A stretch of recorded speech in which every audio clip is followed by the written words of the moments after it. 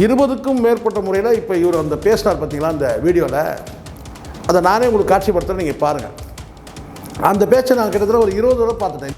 சொல்லக்கூடாது, நான் சொல்லிடுறேன். தலைவரே வந்து மைக்கை பிடிச்சிட்டு நத்திங் அகேன்ஸ்ட் விஜய்னு சொல்ல வேண்டிய நிலைமை இருக்கு இன்னைக்கு. ஆனால் எனக்கு தெரிஞ்சிருக்கும் உள்ளபடியே வந்து ஒரு டைவர்ஸ்க்கு வந்து பார்த்தீங்கன்னா அவர் ஒரு காரணம் சொல்கிறாரு. அந்த காரணம் வந்து அவர் சொல்லக்கூடிய காரணம் வந்து நமக்கு ஏற்புடையது இல்லைனாலும் கூட பார்த்தீங்கன்னா, இப்போ வந்து அந்த விஷ்ணு விஷால் வந்து ஒரு 2 லைன் தான் பேசினாருங்க. 20 படம் நடித்த போது கூட பார்த்தீங்கன்னா அந்த விஷ்ணு விஷாலை யாரும் தேடலை. தலைவராலேயே சைலண்டாக 4 நாள் இருந்தால் அவர் இதெல்லாம் பண்ணுறாருங்கிறது ஒரு ஆன்லைனில் கலப்பி தலைவர் சொல்கிறது வந்து ரஜினிகாந்த் சொல்கிறாரு.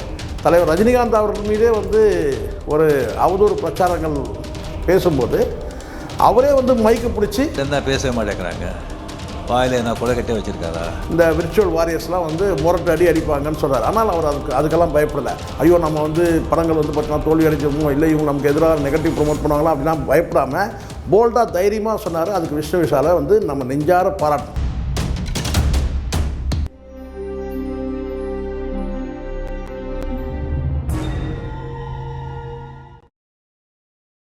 ஆடுகளம் சினிமா நேயர்களுக்கு என் அன்பான வணக்கம்.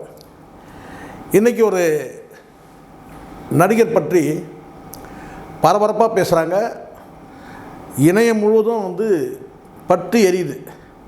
என்ன தான் பல செய்திகள் இருந்தாலும் ஒரு பக்கம் இணையத்தில் வந்து பார்த்திங்கன்னா வந்து கல்யாணம் பண்ணிக்கிற பெண்ணே வந்து கணவனாக வரப்போறனை கொண்டு போயிட்டு பள்ளத்தில் தள்ளி விட்டாங்கன்னு ஒரு செய்தி முழுவதும் இணையத்தை ஆக்கிரமிச்சிருக்கு. இன்னொரு பக்கம் மாரத்தான் போட்டி, அப்பாவை காணும், இந்த மாதிரியான செய்தி வந்து ஒரு பக்கம் வந்து இணையத்தை ஆக்கிரமிச்சிருக்கு.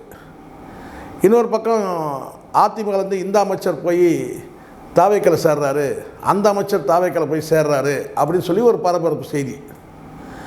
இப்படி வந்து இணையம் முழுவதும் பரபரப்பாக இருக்கும்போது கூடுதலாக வந்து தலைவர் ரஜினிகாந்த் வந்து ஒரு அற்புதமான ஒரு செய்தியை சொல்கிறார். அது யாருக்கு சொல்கிறாருன்றதுலாம் அப்புறம் அவர் சொல்லக்கூடியது என்னென்னு கேட்டிங்கன்னா, நம்மளை பிடிக்கலைன்னா நம்ம எது செய்தாலும் அது வந்து பிடிக்காது. நம்மளை பிடிக்கலைன்னா நம்ம எது செய்தாலும் பிடிக்காது. நம்மளை பிடிக்குதுன்றதுக்காக நாம் எது செய்தாலும் அவங்களுக்கு பிடிக்கும்னு சொல்லி நினைக்கிறது முட்டாள்தனம். இது ஒரு பக்கம் வந்து தர்மன் புதிய படத்துக்காக அவர் வந்து அந்த நிகழ்ச்சியில், அறிமுக நிகழ்ச்சியில் அவர் பேசுகிறது வைரலாகும். பிடிச்சவங்களுக்கு நம்ம என்ன செஞ்சாலும் எது பண்ணாலும் பிடிக்கும் நினைக்கிறது முட்டாள்தனம். ஸோ இத்தனை வைரலாகக்கூடிய விஷயங்கள் ஒட்டுமொத்தமாக காட்டு தீ மாதிரி பல பக்கம் வந்து இந்த பக்கம் ஒரு தீ, அந்த பக்கம் ஒரு தீ, இப்படி சொல்லி இணையம் முழுவதும் பற்றி எரியும் போது ஒரு நடிகர், நன்றாகவே அறியப்பட்ட நடிகர், ஆனால் இந்த முதல் வரிசை சொல்லுவாங்கள்ல, இந்த 1லேருந்து 5 அந்த அல்லது 1லேருந்து அந்த 10 அந்த இடம் அவருக்கு இருக்கான்னு எனக்கு தெரியல. அதை நீங்கள் தான் சொல்லணும். அந்த நடிகர் பேசுகிறது பரபரப்பாகிடுச்சிங்க. ஃபுல்லாக ரொம்ப சிம்பிளாக ரொம்ப எளிமையாக தான் அந்த 4 வார்த்தை அவர் சொல்கிறாரு.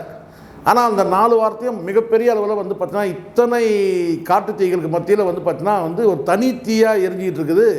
அவர் பேசுகிறது ஒட்டுமொத்த இணையமும் அதை ஷேர் பண்ணுறாங்க. யார் அந்த நடிகர்? விஷ்ணு விஷால். விஷ்ணு விஷால் என்ற நடிகர் உங்களுக்கு நல்லா தெரியும். அதிகபட்சம் அவர் ஒரு 15-20 படம் நடிச்சிருப்பார் நான் நினைக்கிறேன். அவருடைய படங்கள் நான் வந்து நிறைய நான் பார்த்ததே கிடையாதுங்க. அதுவும் குறிப்பாக வந்து ஒரே ஒரு படம், இந்த ராட்சசன் ஒரு படம், அது கூட நான் தியேட்டரில் போய் பார்க்கவே இல்லை, ஓடிடியில் தான் நான் பார்த்துருக்குறேன். எந்த படமும் அவர் படத்தை நான் தியேட்டரில் போய் பார்த்ததே கிடையாது. ஆனால் அந்த நடிகர் வந்து அறியப்பட்ட நடிகர். ஆனால் இவர் நடிகர்னு தெரியும்.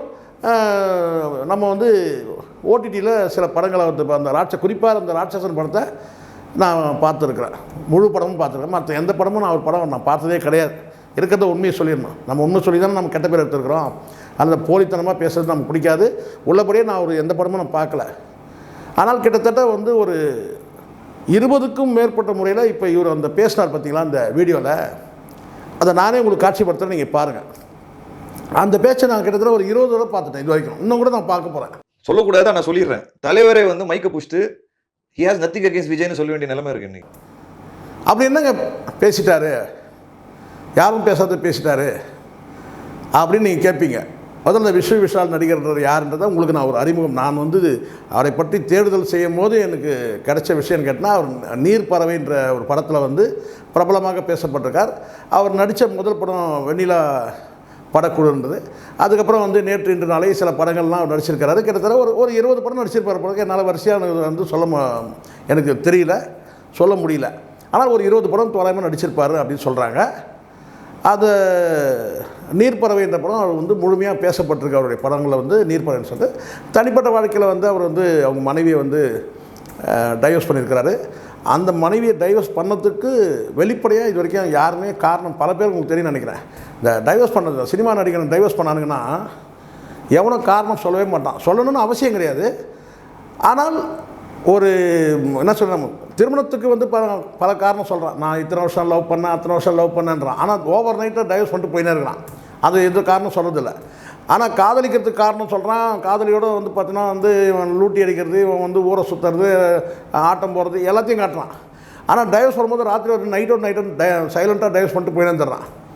அப்போ நம்ம இருக்கிறவங்க நம்மள மாதிரி ஆளுங்களாம் மண்டையை வந்து சொரிஞ்சிக்கிட்டு இருக்கேன்னா என்னடா எதுக்குடா இவன் டைவர்ஸ் பண்ணான், நல்லா தாண்டா வாழ்ந்துட்டு இருந்தான், சந்தோஷமாக தாண்டா இருந்தான், திடீர்னு ஏன்டா டைவர்ஸ் பண்ணிட்டான் அப்படின்னு சொல்லி நம்ம. ஆனால் எனக்கு தெரிஞ்சிருக்கோம் உள்ளபடியே வந்து ஒரு டைவர்ஸ்க்கு வந்து பார்த்தீங்கன்னா அவர் ஒரு காரணம் சொல்கிறாரு. அந்த காரணம் வந்து அவர் சொல்லக்கூடிய காரணம் வந்து நமக்கு ஏற்புடையது இல்லைனாலும் கூட பார்த்தீங்கன்னா அந்த உண்மையான காரணத்தை அவர் சொல்லும் போது பார்த்தீங்கன்னா அவர் மீது நமக்கு வந்து ஒரு மரியாதை வந்துச்சு.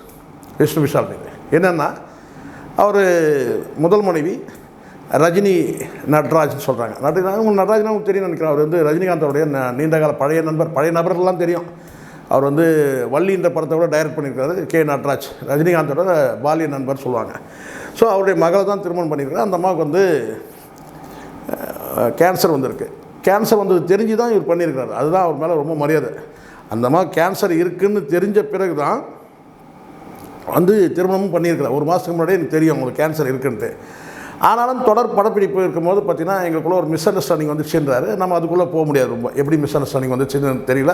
ஆனால் அவர் சொல்கிறாரு கேட்டால் எங்களுக்குள்ளே நான் தொடர் படப்பிடிப்பில் இருந்தேன். அதனால் நான் வந்து சரியாக அவங்களோட நான் வந்து கம்யூனிகேஷனில் வந்து பார்த்திங்கன்னா மிஸ்கம்யூனிகேஷன் சொல்லுவாங்க, அது எப்பவுமே உண்டு. அப்படி இருக்கும்போது வந்து அவங்க வந்து என்னை பிரியணும்னு முடிவு பண்ணிட்டாங்க. அவங்க டைவர்ஸ்ன்றது அவங்க எடுத்த முடிவு தான் அப்படின்னு சொல்லி சொல்கிறாரு. அதே மாதிரி வந்து அவங்களுக்கு ஒரு மகள் இருக்கா போல இருக்குது. முதல் மனைவி வந்து அவர் டைவர்ஸ் பண்ணிடுறாருங்க. அந்த டைவர்ஸ் பண்ணதுக்கு அவர் காரணத்தையும் சொல்கிறாரு. இந்த காரணம் வந்து நான் காரணம் கிடையாது, அவங்க தான் காரணம், அவங்களே பண்ணிட்டாங்க அப்படின்றாரு. ஆனால் எனக்கு புற்றுநோய் இருக்குது தெரிஞ்சு தான், நான் கேன்சர் இருக்குது தெரிஞ்சு தான் நான் கல்யாணம் பண்ணி சொல்கிறாரு. சரி, அதுக்கப்புறம் வந்து முடிஞ்ச பிறகு இன்னொரு பெண்ணை வந்து பார்த்திங்கன்னா அது சரியாக எனக்கு வாயில் பேர் நுழையில, என்னமோ கட்டான்னு சொல்லி ஏதோ இருக்குது, வந்து ஜுவாலா கட்டாவோ ஏதோ சொல்கிறாங்க. ஸோ அவங்கள கல்யாணம் பண்ணிட்டா சந்தோஷமாக இருக்கிறாரு. இப்போ என்ன இதெல்லாம் இது அவருடைய வாழ்க்கை சொல்லிட்டு இப்போ அடுத்த கட்டமாக ஒரு படங்கள் நடிக்கிறாரு. இப்போ கூட மறுபடியும் கூட ஏதோ இந்த கட்டா குஸ்தின்னு ஒரு படம் நடிச்சிருக்காராம். கட்டா குஸ்தி 2 வேறு நடிக்கிறாராம். ஸோ அந்த படம்லாம் வந்து எப்படி இருக்கிறத வந்த பிறகு நம்ம பார்த்து நம்ம ரிவ்யூ பண்ணிக்கலாம். இப்போ வந்து அந்த விஷ்ணு விஷால் வந்து ஒரு 2 லைன் தான் பேசினாருங்க. 20 படம் நடித்த போது கூட பார்த்தீங்கன்னா அந்த விஷ்ணு விஷாலை யாரும் தேடலை. ஆனால் அந்த 2 லைன் பேசினார் பாருங்க. இன்றைக்கி விஷ்ணு விஷால் வந்து பார்த்திங்கன்னா வந்து இணையம் முழுவதும் அவர் தான் ஃபுல்லாகவே இருக்கிறாரு. அவ்வளோ வந்து ஷேர் பண்ணியிருக்காங்க. அவர் என்ன பேசுகிறாருன்றதையும் நீங்களே பாருங்கள். உங்களுக்கு இந்த போட்டு காட்டுறேன், இதில் இருக்குது பாருங்கள். அவர் என்ன சொல்கிறாருன்னா, இந்த பொதுவாக இந்த ரூட் மாஃபியா இதெல்லாம் இருக்குது இல்லையா, அவங்க வந்து என்ன செய்கிறாங்கன்னா நெகட்டிவ் ப்ரொமோஷன் ஒன்று எடுக்கிறாங்க. இப்போ அவங்க கூட அந்த ரூட் மாஃபியாவில் போய் இணைஞ்சி செயல்பட்டாக்கா உடனே அவங்களுக்கு பாசிட்டிவாக வந்து ப்ரொமோட் பண்ணுறது, பிஆர் ஒர்க் பண்ணுறது, இல்லை அதில் இணங்கி போகலன்னா வந்து நெகட்டிவாக பண்ணுறது. ஸோ இது சம்மந்தமாக அவர் வந்து பேசும்போது அவர் என்ன சொல்கிறாருன்னா, தலைவர் சொல்கிறது வந்து ரஜினிகாந்த் சொல்கிறார். தலைவர் ரஜினிகாந்த் அவர்கள் மீதே வந்து ஒரு அவதூறு பிரச்சாரங்கள் பேசும்போது அவரே வந்து மைக்கு பிடிச்சி அதை ஷார்ட்டாக சொல்கிறார். ரொம்ப வந்து ஷார்ட்டாக சொன்னாலும் சொல்லுவாங்களே, ஷார்ட் அண்ட் ஸ்வீட்டுன்னு வாங்கல்ல. என்னை கேட்டால் வந்து பார்த்தீங்கன்னா இது ஸ்வீட்டான விஷயம் கிடையாது. ஆனாலும் வந்து பார்த்தீங்கன்னா வந்து சுருங்க சொன்னாலும் வந்து பார்த்தீங்கன்னா அவர் நெத்தியடியாக அவர் சொல்லியிருக்கிறார்.